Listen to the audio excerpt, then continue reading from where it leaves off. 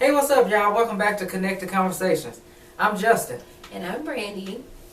And we would like to say thank you, thank you, thank you. We are so thankful and grateful for all of your support with our first episode. Thank you for all the likes, the comments, the shares, the texts, the calls. We really, truly appreciate your support, and we just hope that you continue on us with this journey. Now, speaking of journeys, we're going to get into this next episode, which is all about the journey of love. Now, thinking of the journey of love, you might be thinking like, oh, great, they're going to be talking about their relationship and lovey-dovey. That's not exactly the case. We're going to be talking about our personal relationships, not only with others around us, but love for ourselves and our relationship of love with Christ. I can remember being a small girl, and I never thought that I was good enough. Like, I never thought my parents recognized the things that I did. I never thought I was as good as my sister, as good as my brother, and I guess it was just me being a middle child. But I always had a tough time. I always wanted my parents' approval. I always wanted them to tell me how proud of me they were.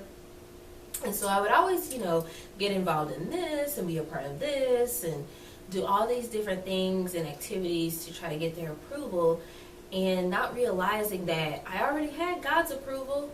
As a kid, I didn't know that. I didn't know that His approval was most important to me, and it still is to this day, and He's going to love me no matter what. Not that my parents don't love me. Let me get that straight really quick. My parents love me, okay? They love Brandy. But I didn't understand that. I didn't appreciate it at the time. So as I became a teenager and probably the latter years of high school and going into college, I was searching for love. I wanted love. I wanted to be loved. And instead of me using my relationship of love with Christ and loving myself, I was using my body to be a means of love. And there's nothing right about that. That's just not how it goes. You're going to end up feeling lonely and empty and used, and you are basically emotionally abusing yourself. It took many years for me to understand that, giving myself away physically was not the answer. For that one moment I felt like I was loved, and then after that I was lonely and sad. I mean, for a couple years I couldn't really sleep at night because I was so depressed, and just the enemy was always bothering me about whether or not I was important, whether or not I was enough to even be here. So, my thing to anybody out there is love yourself first, because there's going to be people that are going to talk about you like a dirty dog. There's always going to be somebody that has something to say that is negative. But if you do not understand the love that Christ has for you and the love that you need to have for yourself, it makes any true happiness, any true joy, any true peace, it makes it that much harder for you. It took me getting into my mid to late 20s to actually fully understand what that meant to love myself. And people say, oh, you're so smart, you're so pretty, you're so talented, but that meant nothing to me. I felt empty. I felt empty inside. And so we have to be careful how we treat people. And that's why we should always respond in love, because you never know what someone is going through behind closed doors. You never know what thoughts are in someone's mind when they're laying down at night, or the prayers that they're saying to God because of how they feel so empty inside. So in that part of the journey, we need to make sure we show love to one another. Now, once I got to a point where I understood more about myself and loving myself and understanding about God's love, because God's love, it never changes. No matter what you do, He will still love you. You mess up, you ask for forgiveness, you come to Him asking for forgiveness, and you are forgiven, and you go on. Don't beat yourself up about things that you have done, because I have made so many mistakes, and I don't discount those things, because it was part of my personal journey to be where I am. But I had to understand what his love is. It never changes. I mean, it's overwhelming almost because it just feels so good. And I always feel like, when I'm talking to God, that it's like he has his arms wrapped around me, and I feel like I'm a small child being hugged by her dad, because that's how comforting he is to me. The love is just, it never changes. It's unfailing. It always causes you to win.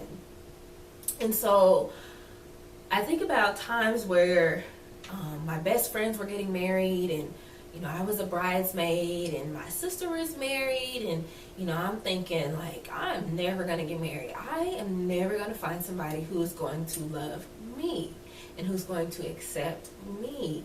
And I just thought that was just like a foreign concept. Like, in my right mind, I thought, like, that could happen because every girl wants to get married. But the enemy would tell me, like, no, you've done this, and remember, you did that, and nobody's ever going to want you. Everybody talks about you. You're nothing. You're not going to be anybody. But I had to remember to listen to the voice of God, because his opinion of me is ultimately what counts the most. I've had some people tell me, like, no matter how highly you think of yourself, God thinks even greater of you. And that meant a lot to me, to know that no matter what, God always saw the best in me. He saw the best in me. Even when I didn't see anything positive about myself, God always saw the best. He saw my heart and knew what I wanted.